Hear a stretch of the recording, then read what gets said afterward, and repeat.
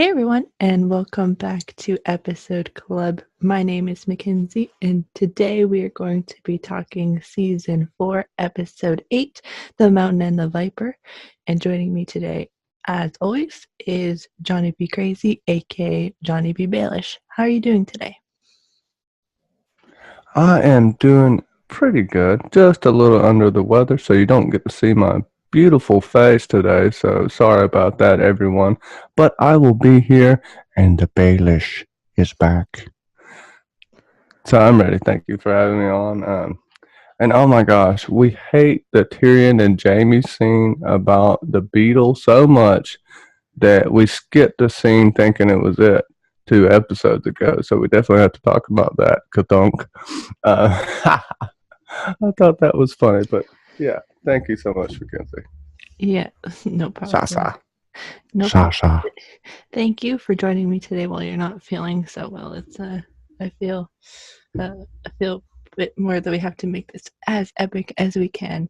But yeah, we apologize for skipping that conversation because Jamie and Tyrion do have a lot of conversations in these last couple of episodes, so it's kind of confusing whether or not it's that conversation or not.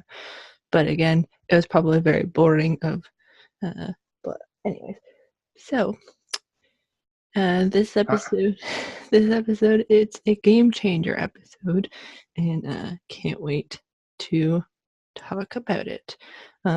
So the first scene that we have is in Molestown, where it's in I guess you could say the brothel, where Gilly has been sort of placed for the time being, and there's a group of 3 night watchmen sitting around a table with some of the ladies of the brothel, and all of a sudden, when Gilly is being talked to, she hears an owl start hooting, I guess.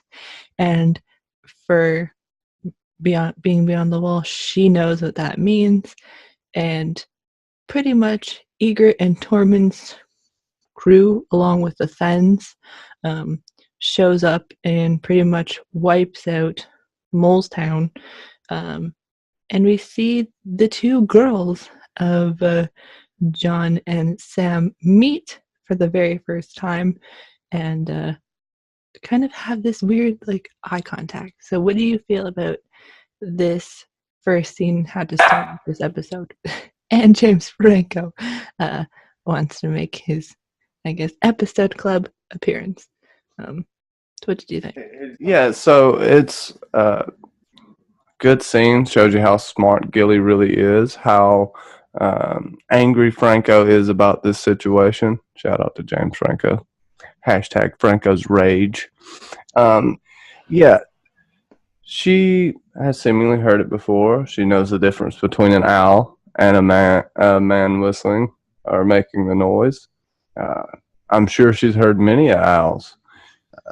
She has the street smarts. You know, the other nasty ass woman is worried about the baby keeping her up all night, and they're just. It's a place of lust and debauchery, I guess you could say, or sin. And Gilly is like the innocent flower. Hey, there you go.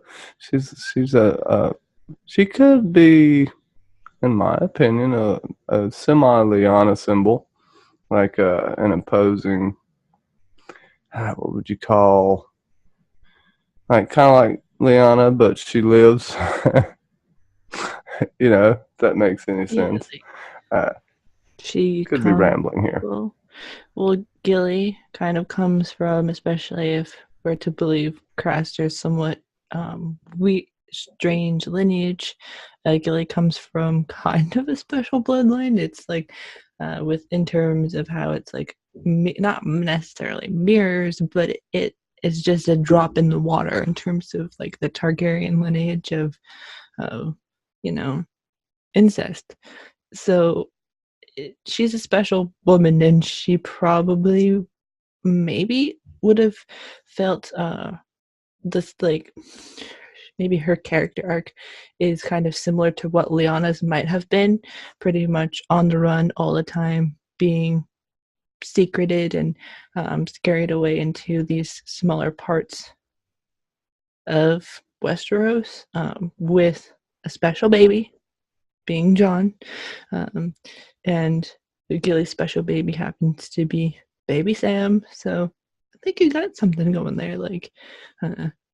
And who knows? Lyanna might have met someone that had taken care of her, like Sam. What if baby Sam is Darkbringer instead of Lightbringer? Brings the dark, brings the others. Oh, wow. There we go. We may actually have something there. Baby Sam is basically the opposite of John. He brings the cold, where John will be the light bringer, possibly. Ooh, they can do something on that. Let me go let Franco bite me real quick. But don't let him bite you too hard. But yeah, it's a potential, because we know that in the books there was a baby swap that had happened. So yeah, Gilly's baby is important. Obviously they didn't do the baby swap in the show. But yeah, Gilly's baby is important. It's the last, I guess, human form son of Craster. So yeah, that brings the cold, and baby Sam and Gilly are alive still for some reason, and it's not because Gilly just knows how to read books now. It's something for that. And yeah, my quick thought about Ygritte meeting Gilly is that it's funny how these two women have technically this friendship bond, almost, in their, I guess you could say, on their strained relationships with their boyfriends or whatever. And Ygritte protects Gilly, even though she doesn't know who the hell she is. She just says, shh, be quiet. Maybe it's because Ygritte wanted Gilly to be the only survivor of Molestown, or the massacre, I guess, at Molestown, which is kind of cool that, even though they don't know each other's names, that's happened. Yeah, I also kind of think everybody else kind of sees a wildling when they see her, and Gilly hasn't really changed her attire and looks the same. So she has the look of a wildling. Also, Ygritte has a conscience, right? She's a good person. She tries to be in this cruel world, and the fact that Gilly had the baby. I think if Gilly didn't have the baby, Ygritte would have killed her, just because out of what you would call it, habit, tradition, whatever you want to call that shit. But the baby, I think, is why Ygritte spared her. She didn't spare anyone else. Mm-hmm. And probably because baby Sam is a young baby, it's probably different, because obviously we know that what her and her crew did to Ollie's parents. Ollie's 7, 8 years old, so I guess it's different, and she felt more sympathetic, maybe.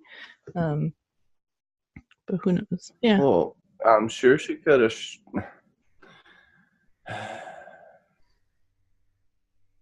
We didn't see her kill any kids, I don't think. No. That's kind of done like that on purpose.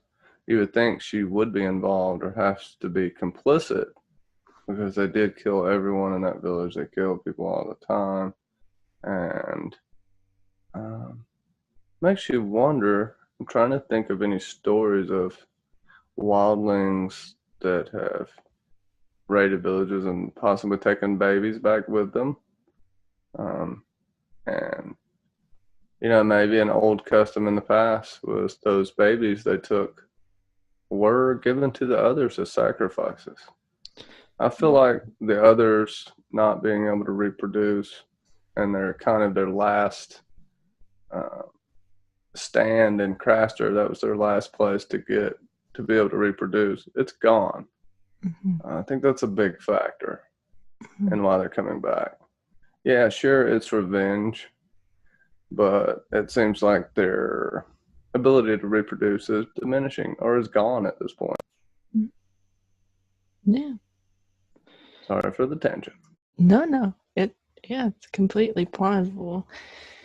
And yeah, but the eerie part of this whole thing after Egret is like out of focus and out of, I guess, shot is the blood that's dripping from the ceiling. Which knows that that a lot of people have just died and been stabbed or whatever. So yeah. Uh, the next part of this is the boys' reaction, or the men of the Night's Watches reaction to this. And we have Pip, Ren, John, Sam, and Ed, and they're like, "Why? We can't even protect." Like Ren even says, "We can't even protect Molestown, so we're stuck here." And all of these innocent people are being murdered, and Sam is just thinking of the worst possible thing where he's like, well, Gilly's now dead and she's probably had her throat slit, and baby Sam's now dead, so I think like he got his throat slit and I feel like I did it myself. And Ed makes a poignant thing of whoever. Okay, we know that they're coming. We have 102 versus 100,000. So it's like whoever is the last of us to survive, burn me, because I don't want to come back. Maybe Ed comes back as a white next season. I think that's going to happen. They're going to try to pull at our heartstrings a little bit. We're kind of endeared to Dolores. That beautiful face of his. And they all drink to that. So the person who hasn't died yet in this scene though is Sam. So maybe Sam has to burn Ed, maybe. Because he said the last person to survive, or the only person who hasn't died yet. And yeah. That's a good place to pause it right there. How about the Aurochs? Yeah, I'm not stupid. You're stupid. I gotta love grin. Yeah. I guess I'll say a little bit what I think. You covered it very well. They do try to somewhat console John. They try to console Sam a little bit, but the realism is that yeah, she's probably dead. And at this point, Sam's blaming himself. You can see it on his face. It was his decision he made. Last episode or episode before? 2 episodes ago? I think it was, yeah, because it was episode 5, I think, actually, that he wants her to go to Molestown. Because episode 6 was Tyrion's trial. Yeah, because she'll be safer, supposedly at Molestown, and that's a decision he'll have to live with, but that affects all of his future choices. So it's a very key moment for Sam. But Dolores said, and if you want to, sorry, go ahead. I'll throw this to you. It's like Dolores said, Eeyore of Westeros does tell Sam she has survived Craster. She has survived the Wildlings. She's even survived a White Walker, for Christ's sakes. I feel like she can survive a town or a brothel being taken over. So, like, Gilly's a survivor. Yeah, I mean, she ultimately got lucky, but yeah, that's Gilly's story. She is a straight up survivor. She is a strong, strong person, and it shows you that education doesn't mean everything. Education doesn't make you smart. Yeah, you might know some stuff other people don't know, but you see Sam. Sam's smart, but Gilly's smart too, just because she can't read yet. Hint, hint. A little spoiler for later, even though we don't care about dropping spoilers here. She is still brings value, brings spark, brings life to the community, to the situation.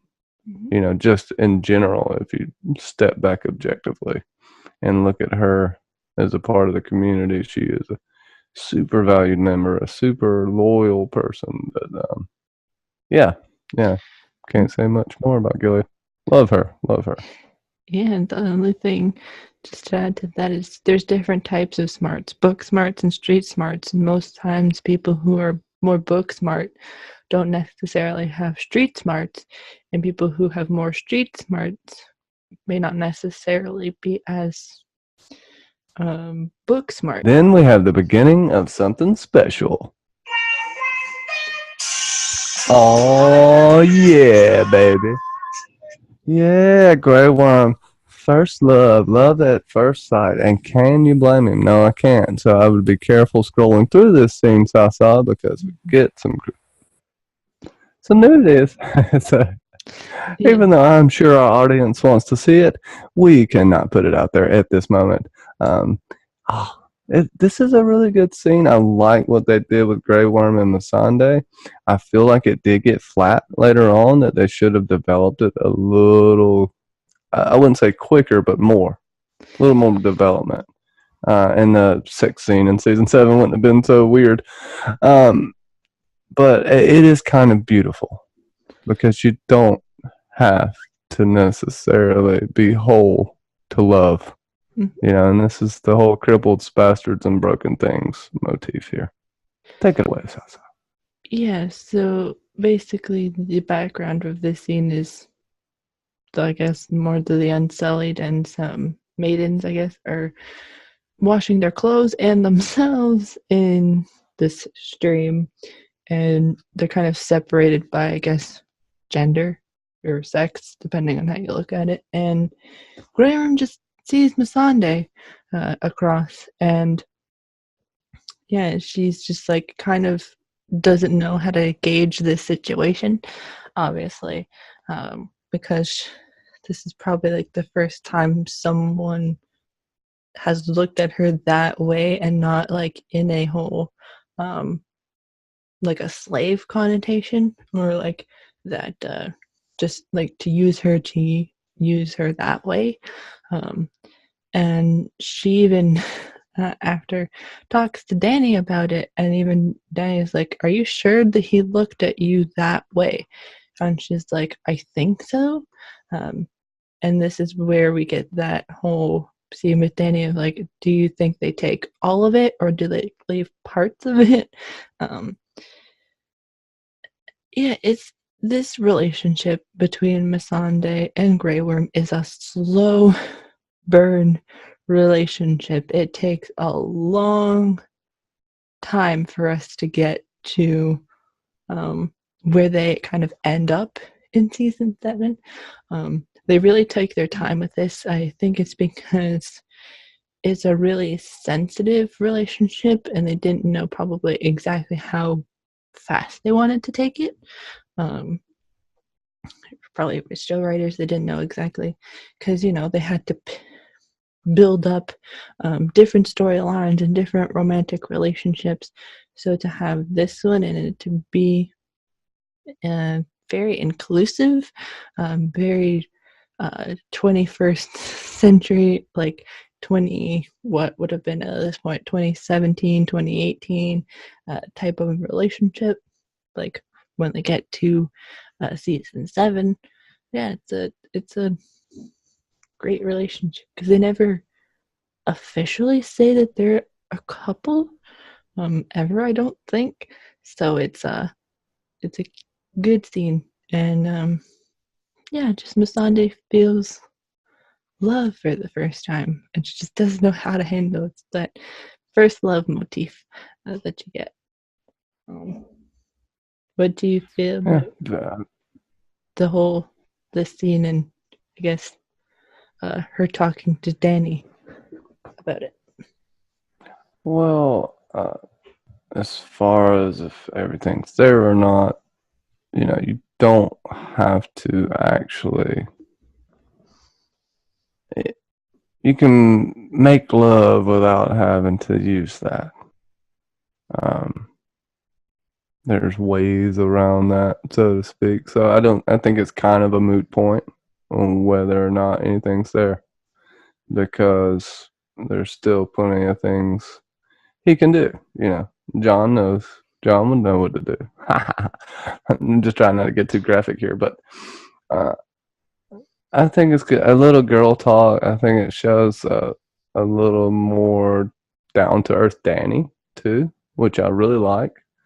Um, because she tends to get up there. Which, hey, come on! If I had 3 dragons, if I had just conquered this, if I'd been told since I was born I'm the last dragon, if I thought I was the last Targaryen ever, I'd probably be the same way. So I'm not judging. It's just she has some things she has to deal with, like we all do, and that's why I love her character and all of the characters in here. There's a few characters I don't love, but it's still funny. But I really do like this scene. I like how they played Missandei. Now I think it's very mysterious in the books that how young she is, 9 or 11, can't remember. Uh, and she knows all this. She knows all these languages. She's smart as shit, and it makes you think she's a lot older than she really is, which is seemingly possible. But for the show, this makes sense. It'd be hard to have a child actor to go through all of these seasons and not have a growth spurt as well. So, yeah, that's it's more than likely why they did it. And I guess to have, I guess, because I guess they didn't want to have too much flack in case they did what they do with Missandei's character with like a younger actress, maybe. So hey, why not? And again, Danny and Missandei are wearing the same exact outfit again, which is kind of funny. I know me and my cousin always do that when we were younger, which was to buy the same outfit, or like we still do it kind of now, is buy the same thing just in different colors sometimes. But yeah, Danny gets girl talk, which she hasn't really done in a while, or like it's never been put on screen since I guess Doria and Shikui, kind of. So yeah, it's just well, this is the calm before the Danny storm that comes later, and Danny's oh sorry, oh and Danny doing very somebody true. else's hair, Teacher's eye. and Sir Jorah's son, teacher's eye. Teach I me. He teach me I. You're beautiful, Missandei. Anyway, it's a very sweet scene. He's actually going the extra mile to try to do something for his love. I mean, it's just sweet when you actually think about it. On the surface, if you're just watching, like, but if you think about what's going on here, it's very beautiful. He's learning. He's not supposed to be able to love. He's been taught that he can't love. I mean, yeah. Go ahead. He's learning how to converse with her in another language besides, I guess, Valyrian, which for people even like now, like for someone to like, if you speak multiple languages and your partner or the person you want to be with shows the, I guess, self-drive to also want to know and speak this type of languages that you do, it's probably absolutely like a turn on for her, because she's like, I know 19 languages. And for someone to not only just seek help with those languages from the person you want to be with, but to find other people and seek out kind of other people to teach you is just awesome. And yeah, he mentioned that Jorah has been teaching him the word precious and what precious means. And she's like, how do you know that? I didn't teach you. And he's like, Jorah did. So it's a really sweet scene between these two, and it's just a good one. Good thing Jorah taught him now. almost too late. Yeah. It's it's like I said, beautiful thing, and I think it sums it up pretty good. You put a nice wrap on it there, Sasa. I try. Peter Baelish approved. I try. Littlefinger says yes. Um, Love stories. I love it. so, Hello, Reek. so our next duo that had some crazy adventures is Reek and Ramsay. The Adventures of Reek and Ramsay, and basically Ramsay's telling Reek that he has to now play officially Say play that again. The Adventures of Reek and Ramsay.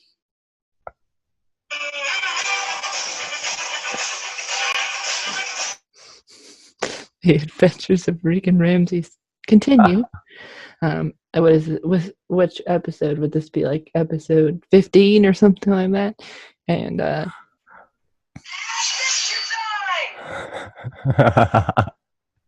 This is the kid story for every child out there. If you're a parent, definitely. No, I'm just joking. This is the most. Is this the most messed up relationship in Game of Thrones? you can say that. It's a torturous one, and it evolves. I feel like Ramsay kind of does love Reek in a weird sort of way, right? Probably like the weird brother that he never. Like Well, it's probably like a weird brother that he never had, sort of situation. Like what he would kind of do to a brother of his, maybe. I don't know. But basically, in this, Ramsay's telling Reek that he now really has to play his role as Theon Greyjoy, heir to the Iron Islands. And we see that Reek, or Theon, has the Kraken sigil on his armor, and he says Krakens don't fare so well on out of the water, and that they just die basically. So you just have to play a role and take Mokalan, I think it is, that they have to take now. And Theon says that he will do. yes, go take the porta potty of the North. And just pretend to be Theon. And he does so very well, because the Iron Islanders that are there ultimately trust them, and they get traditional Bolton treatment in the end. So, what do you feel about this whole Reek Theon persona? And well, I mean, he plays the mind manipulation perfectly, and Theon is completely broken. He's been stripped down to nothing, and then there's maybe a little percentage of his persona left, enough for him right here to barely act like himself. Like he's just able to repeat the words of he's Theon and that. He's not. There's no personality there. It's just an empty shell of a man, and you can't really blame him. And this has been seen throughout history of people have had this done to them. I won't get into details, but it just you get kind of used to it, and then you're kind of only worried about surviving, and at some point you begin to basically grow into what you are. You adapt. Your brain adapts as to not freaking go crazy. It's a natural thing that anybody would do when put under that stressful situation. Most people would do. Wouldn't say anyone. And yeah, he almost broke down. He got spit in the face with some bloody flux. I don't know how Theon didn't die later, but maybe it wasn't contagious, whatever the dude had, even though it was nasty.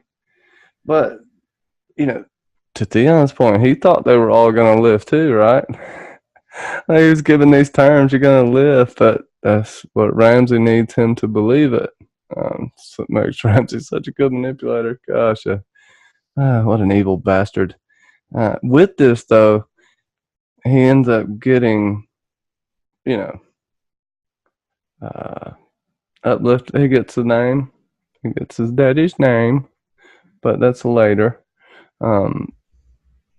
This, thankfully, the Ironborn there did kill that dude, or else Theon probably would have just died. But if they had known anything about the Boltons, they wouldn't have surrendered, though. Mm-hmm. Yeah, they knew that the Boltons were just like, 100 yards away or whatever. They wouldn't have done it, but yeah. Some of the Iron Islanders get Bolton treatment, which is being flayed alive, which is not the most awesome thing. But I say Theon got off light then, huh? Mm-hmm. Yeah, I don't know. Yeah. And Theon gets Theon probably got bad treatment, but not enough. Like, it could have been worse. It could have been that she's flayed alive. But the next scene that we have is Lord Peter Baelish, and he has basically been put on some sort of trial for Lysa Arryn having died in the last episode. And pretty much... I swear everything I did was for the love of Lysa and the Vale. No question here. I am not deceiving you. I swear, I don't even blink when I talk. That's how you can tell I'm not lying. And sorry, my voice ran out for a second. I couldn't keep going. No, it's okay. And they decide that they have to bring Elaine Stone to, I guess, give some testimony. But Elaine Stone reveals herself as Sansa Stark. And Bronjon Royce Elaine Stone. Bronjon Royce is surprised that they've been hiding Sansa away, probably for about maybe a week or so now. And I've been hiding Sansa forever. And she gives good enough testimony that they all believe her and what happened. And she gives him a look at the end of her crying. Just like, almost, did I do a good enough job? So, what do you feel about your trial, Baelish? I would say I was sweating slightly, just for a second. I was just barely glistening as they were interviewing me. I only started to feel my nutsack drop when Sansa was called into the room. It made me feel less of a man, but she made me proud. She made Papa Littlefinger proud. She lied like with the best of them. We're all liars here. You've learned well, Sansa. Okay, so that's for all the Johnny B. Baelish fans out there. No, I pretty much summed it up well. He was, he shit his pants when she came in because she's notoriously honest, and the Starks are notoriously honest. And boy, has she learned some shit. This is where you start to see Sansa is learning. Now, when she gets, she's learning, but she's not there yet. She hasn't seen through everything Littlefinger's done, but she is learning, and you see this here. I'll let you gush about it, Salsa. Yeah. Sorry for the weird comments. No, it's okay. Yeah, she just says that Lysa was jealous of potentially Baelish finding another person or finding a younger person to be with, and that she was not pushed by Baelish, but she willingly went herself through the moon door. And There was a banana peel right next to the moon door. yeah, and they just are kind of surprised that Sansa's even there. They do mention that Ned had been raised in the Vale for a time, which is like one of the only other mentions that Ned was. That yeah, so Hey, my friend. Oh, it's the mention of the whole the mention that Ned had been in the Vale before, and he was kind of hidden, not hidden away, but he was trained there and stuff. So Sansa yeah, it was fostered there, right? yeah. So it's kind of a funny thing that Sansa was kind of fostered there for a time being, and she learned a few things. So it's like, yes, Sansa may be one of, by a lot of people, Ned Stark's worst child, but she kind of did some training in the Vale. It was not obviously sword fighting and all of that thing that her father did, but she learned how to become a better liar. And we see in the end, she comes out of the Vale kind of a different person almost, or starting to become a different person. Yeah. Dark Sansa. Dark Sansa is coming out. But yeah, then after this whole scene, because it's kind of just spliced up, they talk about how dumbfounded look there by John. Oh, yeah, no, it's okay. Yeah, Ron John Royce. He's a crazy person. He's not necessarily crazy, but he's not one of the most well liked characters or most like talked about characters. But he does good, and as we know later, the problem with the show is that in the books he is a badass fighter. I think he beat Jory and Roderick Castle at this. Oh no, not Castle. I can't remember. Steele. Jory and Roderick at the same time Mm-hmm. in the yard when they were training to begin with. It's big brute of a man. In the show, I guess they went a different route. Although we could see him do some fighting in season 8 because he is there. I just don't know what he can physically do. But you know, they did that with a lot of characters that were badasses. Shout out R.I.P. Ariel Hota. Yeah. And Barris and Selmy, like they really screwed a couple of these really good book fighters over. But as you can see, the last still image that I have from this is Sansa's look at Baelish, like, I did good, didn't I? Almost. And Isn't that the same look she gives Danny in the season 8 teaser? Or, yeah, the one when John comes to hug her or whatever. Something like it, or close to it. It's more of a I'm gonna get you look. Yeah. But it's the same kind of whole thing with the hug and the look. I never noticed that, don't I? No, I didn't even think about it when we were doing the rewatch for this episode. Ooh, yeah, I may have to put like a side-by-side. Speculation time. I may have to put a side-by-side when I'm editing this in terms of this. But yeah. Theories abound, but yeah. Bronze John Royce is still in Winterfell as much as we know. After what happens in season 7 with Baelish's execution, so who knows? He may be fighting in season 7, or season 8. Sorry.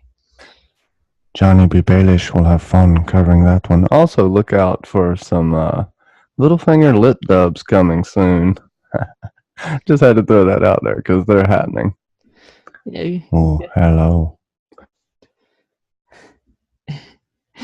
And in this scene afterwards, basically, Baelish says that they need to kind of get Robb and Aaron to be backed by the Veil.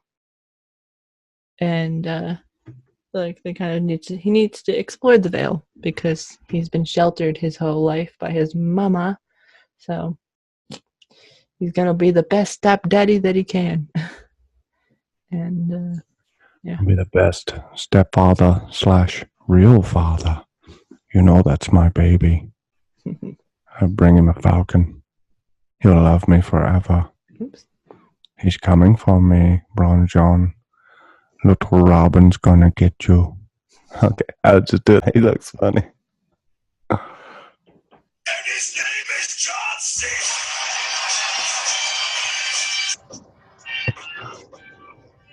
Yeah, Barristan Selmy. The man walking out.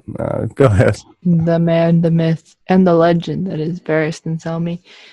So we can assume that this little boy is one of Varys's spies, and he was watching over all of the slave masters being taken down. And basically, this letter that the little boy gives is Jorah's royal pardon against all of his crimes that has happened.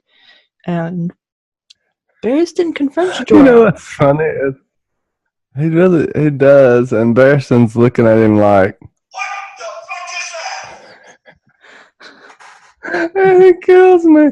That look. But that is a good point, Sasa. I'm sorry for interrupting. Keep going with that. That's good. And because Barristan reads this, and he is so confused that Jorah's getting a royal pardon, and it's from the hand of the king. Which I'm kind of surprised it took this long, this royal pardon to show up. Because you would have thought, because I feel like they gave the royal pardon before Ned died. So it's taken like 3 show years to, or like show seasons to kind of show up. So Takes 7 days for a freaking the snail mail. You can only imagine, like, it has to go across the ship. How many hands does that have to pass through? Honestly, if you think about it, and for the they're seal farther away. Mm-hmm. Yeah, and for the seal not to be broken too. Yeah, but then we've seen that Varys can read it even if the seal isn't broken, so, which I think's pretty cool. I think that. Do you think it was sent late intentionally? I believe in the books it just kind of arrived when it got there. I can't remember. Correct me if I'm wrong in the comments, but do you think it was sent intentionally by Varys to mess it up?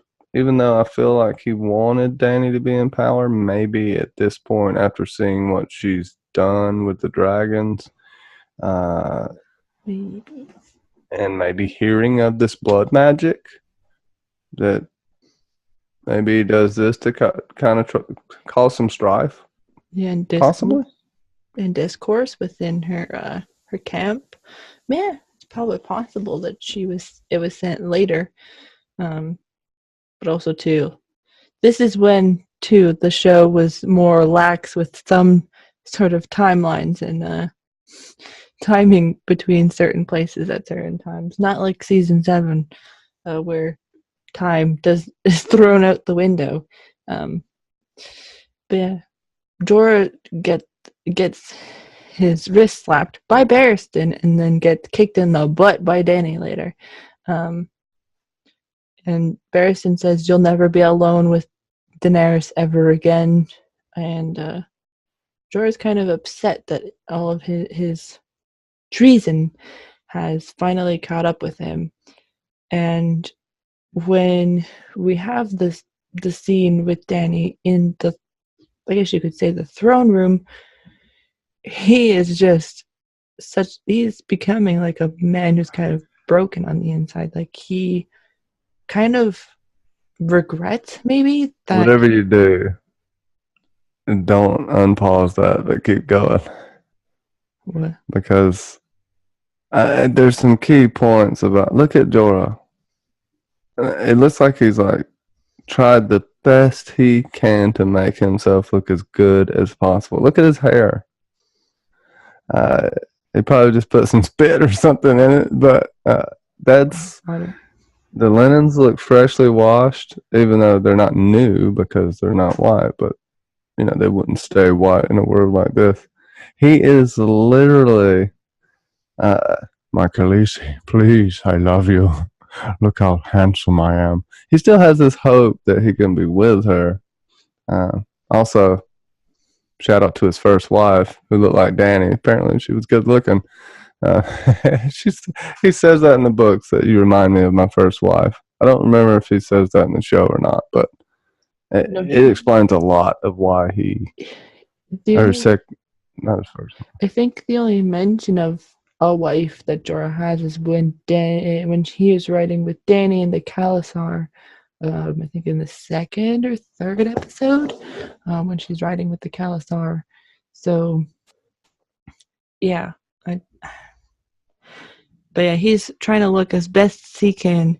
It's like when you know you're about to be fired by your boss, but you want to make some final impressions. And she's just not having this. Like, this is the worst thing that she thinks could possibly happen.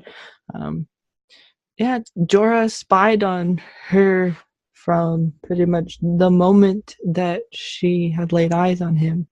From pretty much the moment she was kind of leaving Master Illyrio's palace to this exact moment.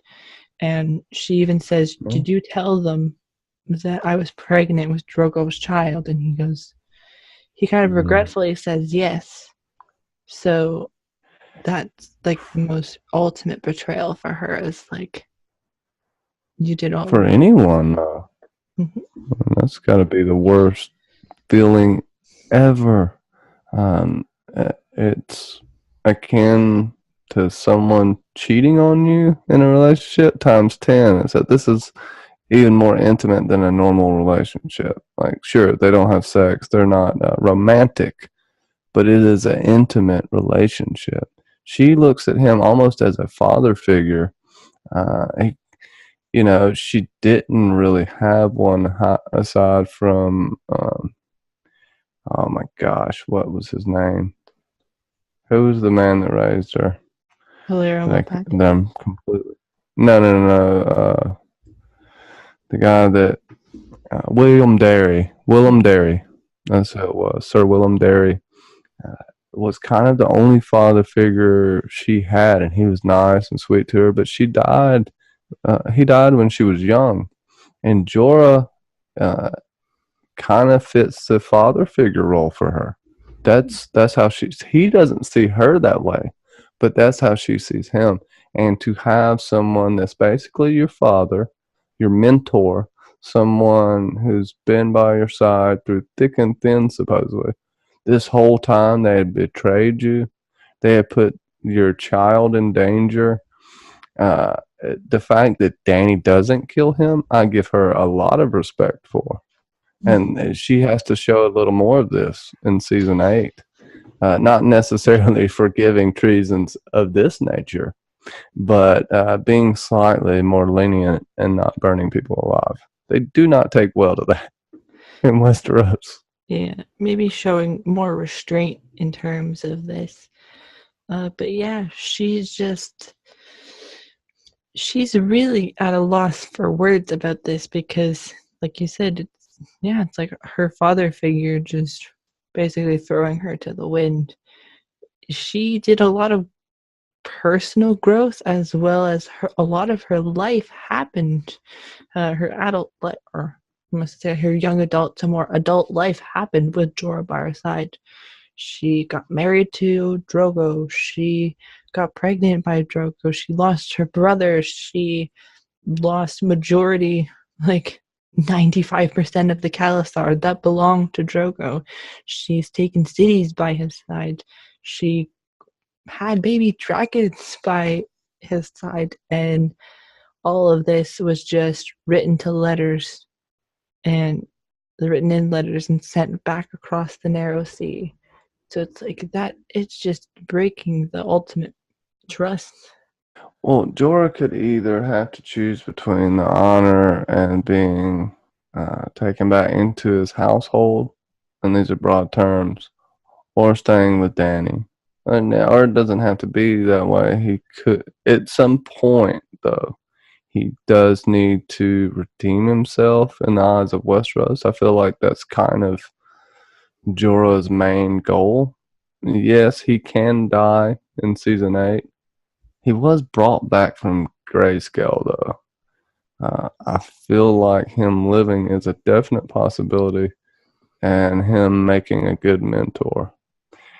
Oh, no one's gonna like me saying this, but if little Lyanna Mormont dies, Jorah could become the Lord of Bear Island again.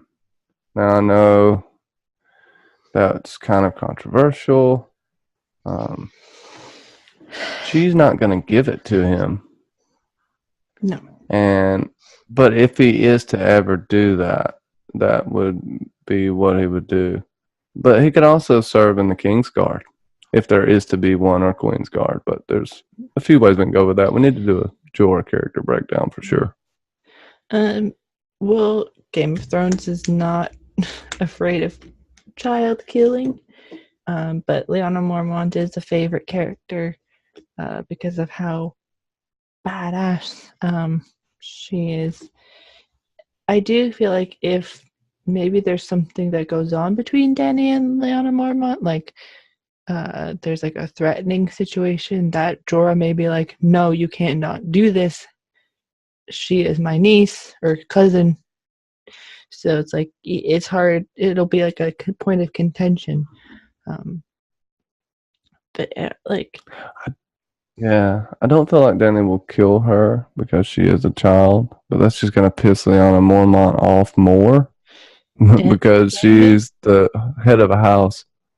Dany may treat her like she's maybe like slightly like a child, especially because Lyanna Mormont is so gung-ho for Jon.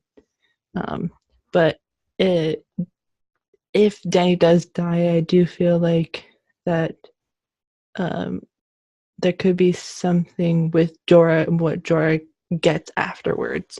But like, Jorah's like a tough character because you think that he may help her with in the future or whatever. But yeah, Jorah's basically now been pushed out of Dany's inner circle, and I don't think we see him until the finale, maybe, or season 5. I can't remember now. Yeah, season 5, I think, or beginning of season 6. No, season 5. Mm-hmm. Season 5, when he meets up with Tyrion or whatever, or steals him, whatever the hell you want to call it. Ha! Mm-hmm. It is funny though. But yeah, she's gonna throw his head in Slaver's Bay. But you know, she doesn't. She's not able to do it. And here, Daddy, can I be a Bolton? Daddy, I did what you said, Daddy. Do you like my pet, Daddy? Mm-hmm. And basically, Bruce gives us the measurements of the North, and Ramsay has been now, I guess, royally decreed by Tommen as a Bolton, which is kind of funny because Sansa does bring this up. It's like, I'm a Bolton, yes, by named a Bolton by a bastard. You are a bastard named by a bastard king to be a fully legitimate child. It's a funny scene because these two actors play father and son very well, and it's just when it comes to when Bruce is killed, it's just like, oh, awesome. But yeah, it's not much to the scene. It's just, yeah. Yeah, it's a good scene. It kind of, like you said, the father-son dynamic, but uh, Ramsey's feeling of entitlement is key here. That he deserves something, that he's owed something. That's kind of his whole thing. You can see it in his face. Goodness gracious. He's scaring me right now. Don't hurt me. Don't hurt me, Ramsey. But yeah, it's a good scene. Like you said, nice and short. He gets the Bolton name. And, bye bye, Daddy. Don't need you anymore. The next scene is Sansa just sewing something in her room.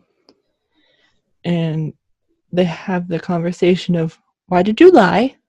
Why didn't you tell them the complete truth? And it's like, because I don't trust them. So, what do you feel about this short scene between these two? So ultimately, from Sansa's point of view, Littlefinger has saved her from Joffrey and the Lannisters, and now her aunt. From her point of view, she hasn't got to see all this stuff we've seen. So to her, he's maybe one or two of the only people she thinks she can trust in all of Westeros, which is to her detriment, but Littlefinger's plan all along. And yeah, it's hard to watch, but nice to see her becoming smarter and knowing, she admits that she's a slow learner. We talk about this. She's going to get me. She's going to get you, Littlefinger. Your bad deeds won't go unpunished. Aye, but I bet I won't beg for my life. I won't cry like a bitch. I guarantee it. You're a liar, Peter Baelish. You're a lying bastard. I'm sitting here talking to myself. No, it's a good scene. I think I said as much as I should say before I kill my YouTube career. No, who knows? With all of the Baelish talk, it may just skyrocket. But yeah, she's just she doesn't know who to trust. And hey, if you can trust someone who's technically killed for you now, hey, what's the worst thing she can do? She has no one else really. She probably believes Arya's dead. Bran and Rickon are presumably dead. Robb Stark dead. Her half brother, who actually she didn't really give two shits about when she was young, might be dead too. So she feels like she's alone in this world. Her parents are dead. So if you have somebody behind you, why not it be Baelish? I guess someone like a family friend, I guess. Well, yeah, I mean, I think anybody in that situation would reluctantly trust him at least. Unless she found out some other stuff. She hasn't found out anything of note, so it's a good point. Mm-hmm. The Rocky Mountain Shores. What the fuck, salami? So with this, we get Arya and the Hound, and they're basically walking through the mountains of the Vale to find out that Aunt Lysa has now died 3 days ago. And what do you feel about that giggle that Maisie Williams gives? It's one of my favorite scenes ever.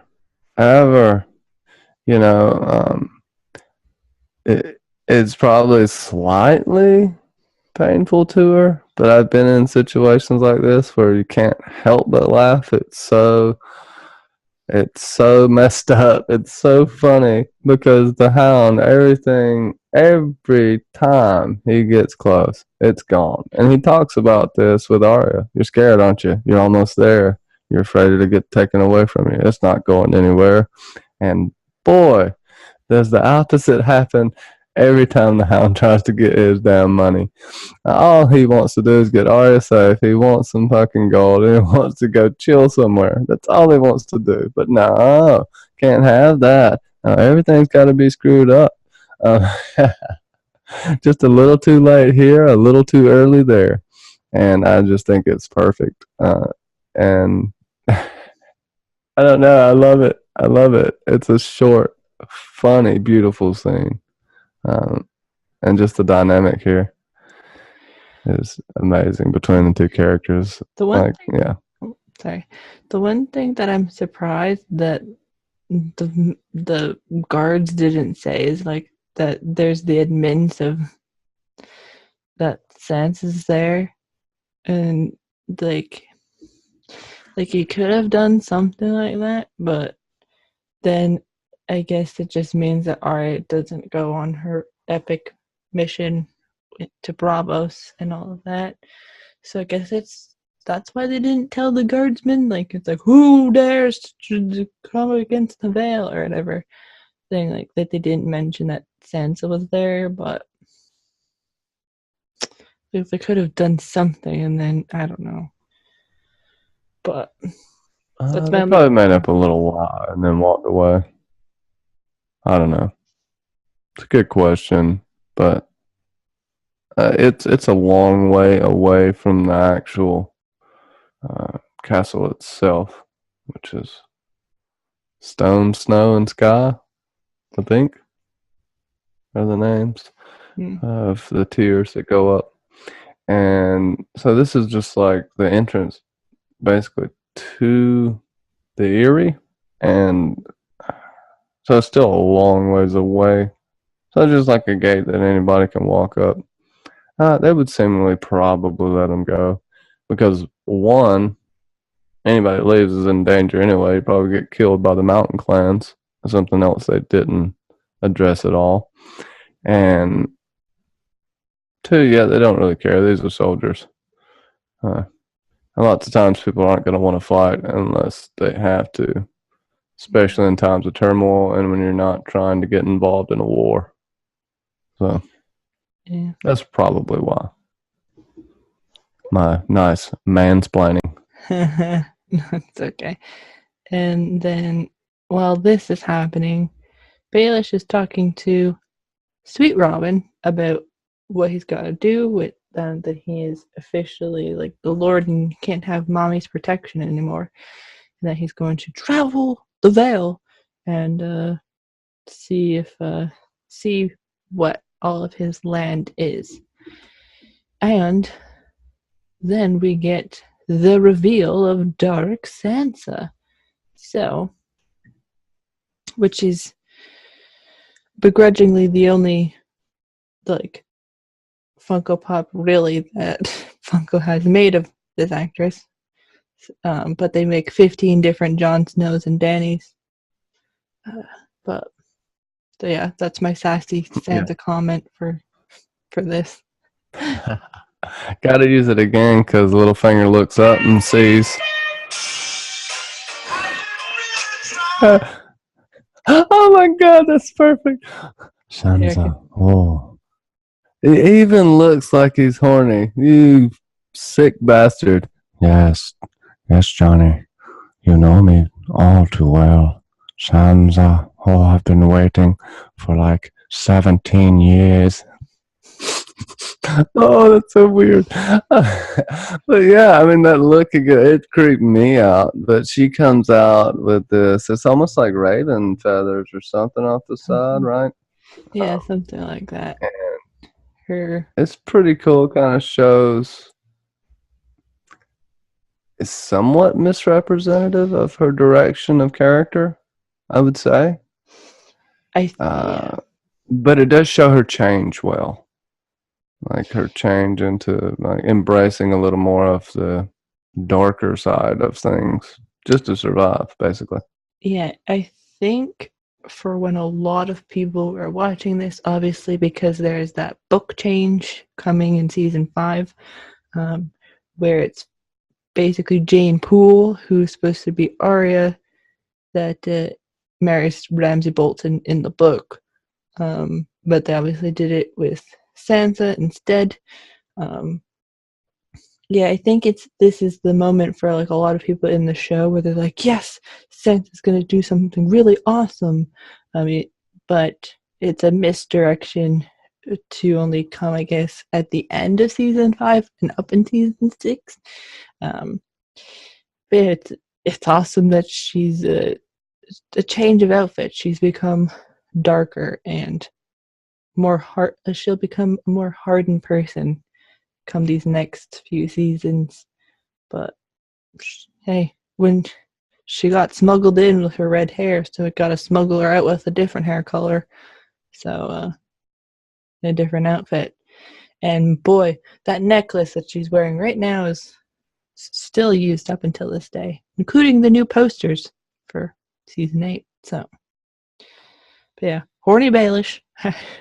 Hashtag Baelish the horny devil. Damn it, now you gotta cut this. But yeah, just keep talking. I'll be right back. You can move on to the next scene. Sorry. It's okay. And she says the whole thing of, shall we go?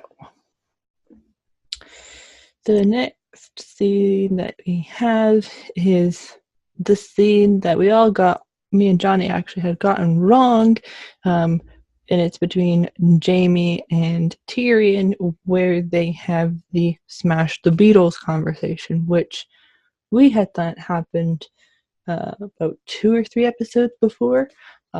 This conversation is pointless as hell, but it seems like it's potentially something that's supposed to be reflective in the future, that maybe simpletons are important to the end of, like, to the end game, like cripples, bastards, and broken things, that whole story motif the show sort of plays out and represents.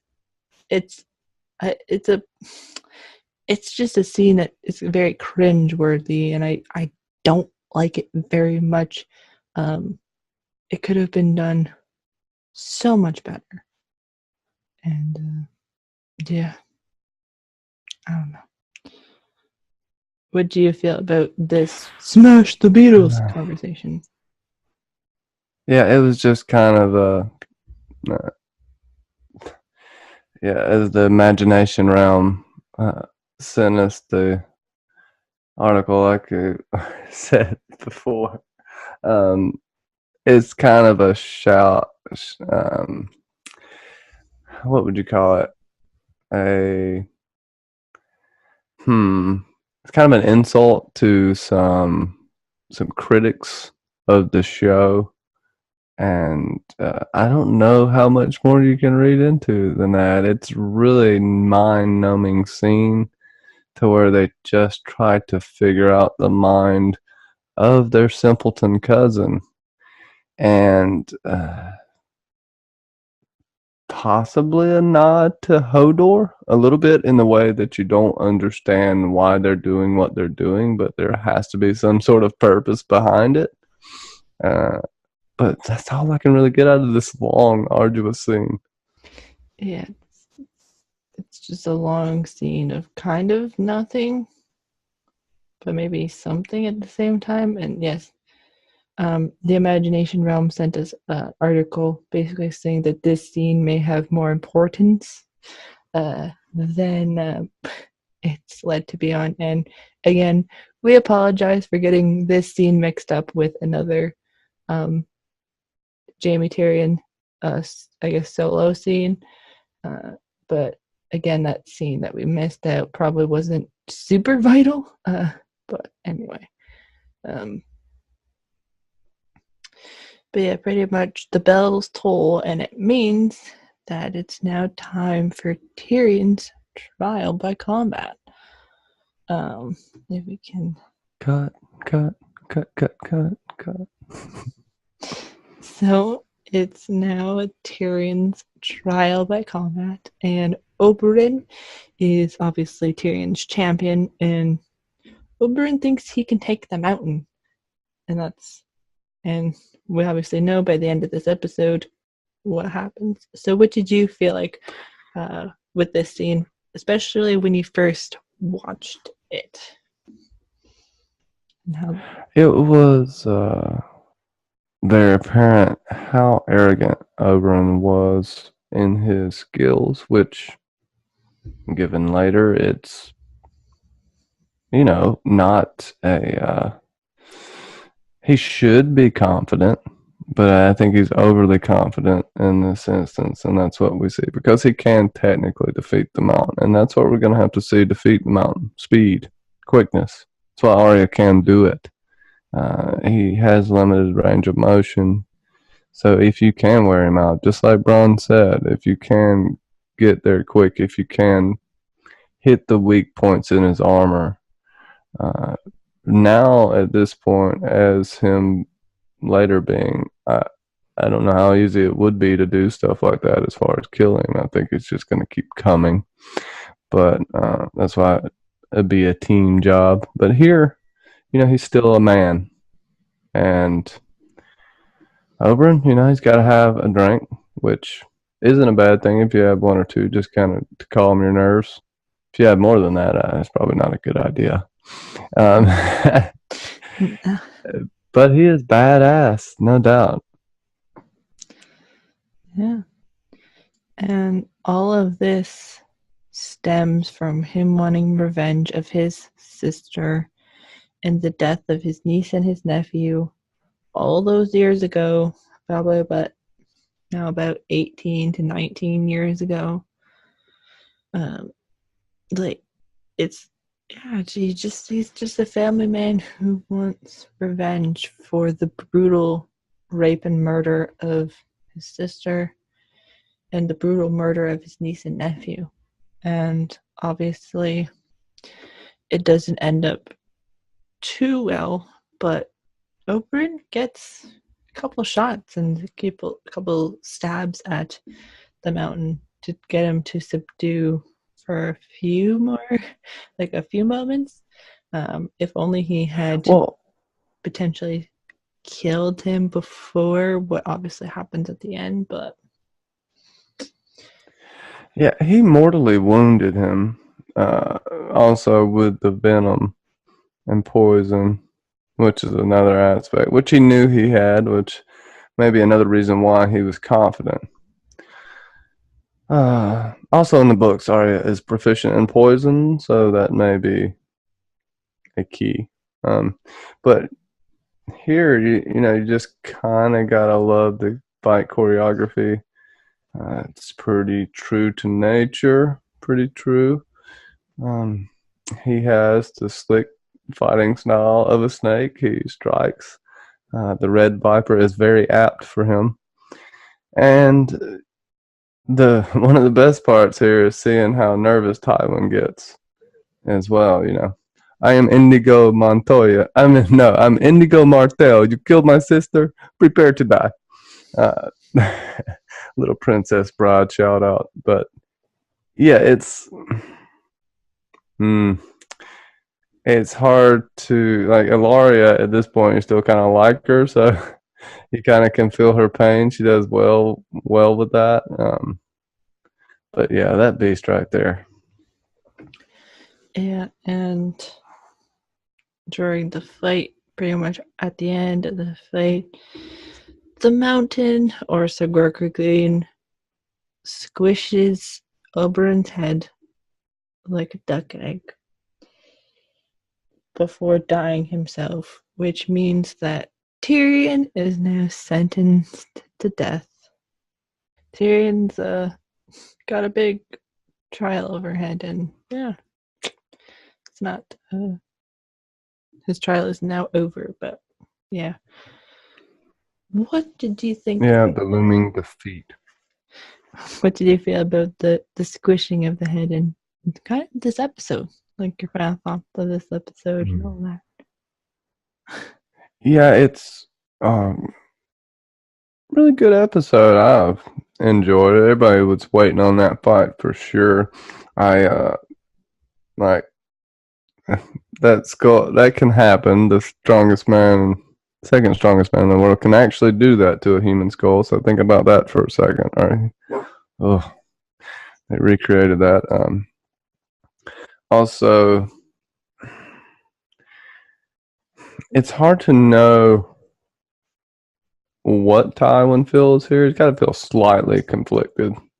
his name is being executed, right?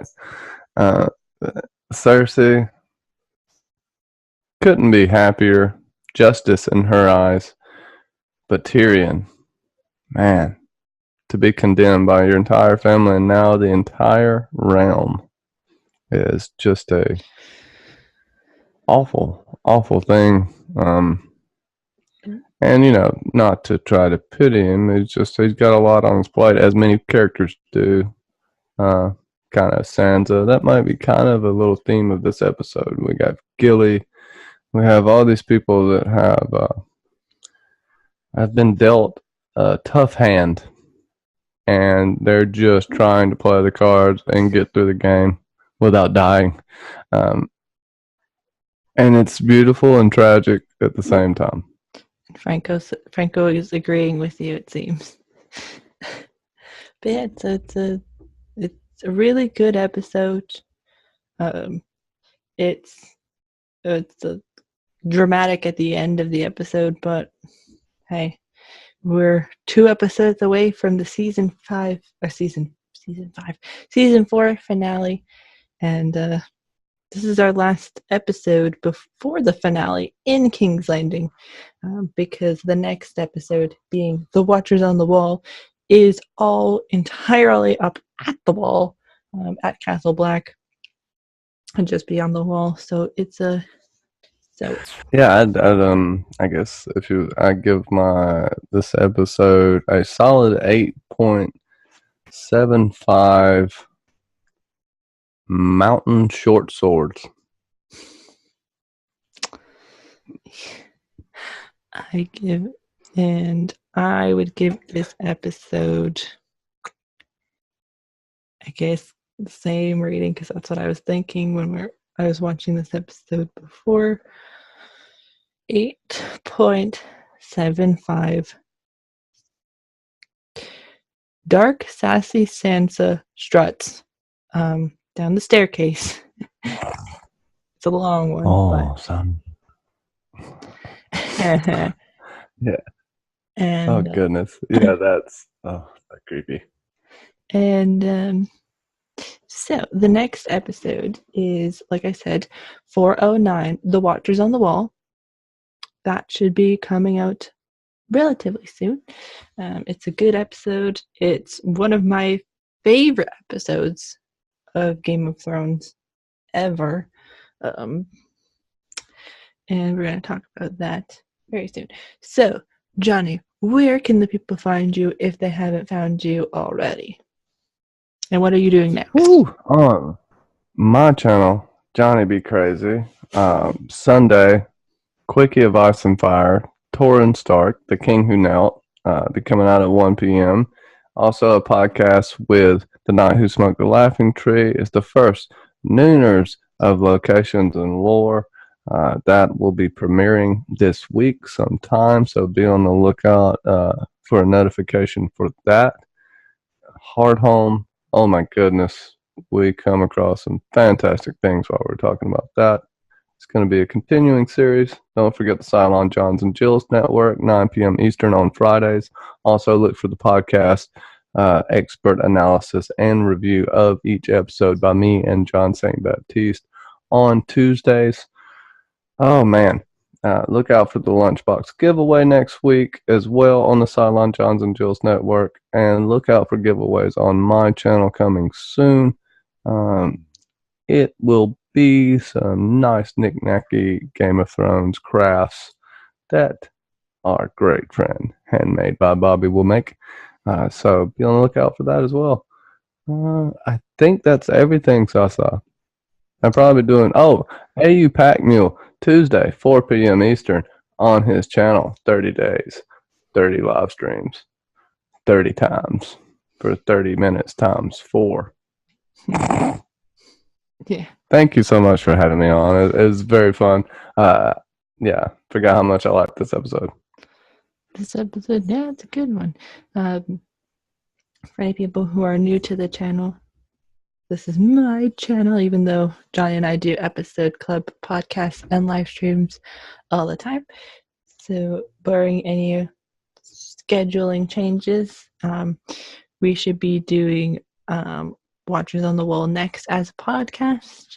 And by Wednesday, we should be either doing the House of Black and White or either the House of Black and White or what is it called? Dang it, I can't remember. It is called